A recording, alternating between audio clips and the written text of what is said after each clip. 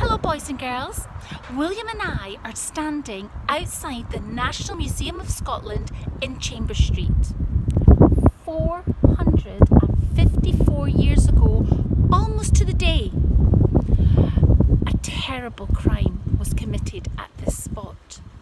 There hasn't always been a museum here. In the time of Mary Queen of Scots, there was a beautiful home with gorgeous gardens. Mary Queen of Scots' husband wasn't feeling well. He had smallpox. He was also probably feeling really sorry for himself because the Queen and he were not getting on well at all. In fact, that's an understatement. Mary Queen of Scots had banned him from seeing their son, and he wasn't even invited to the christening of the future King of England and Scotland. So I think Henry Lord Darnley was feeling quite sorry for himself.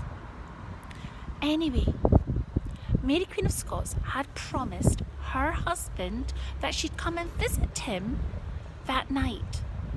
But strangely, yes, strangely, she didn't turn up.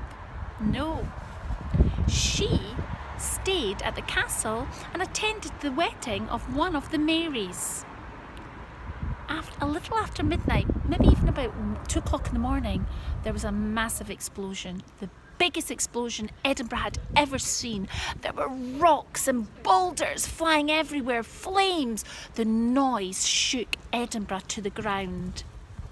It was clear that no one could survive that explosion.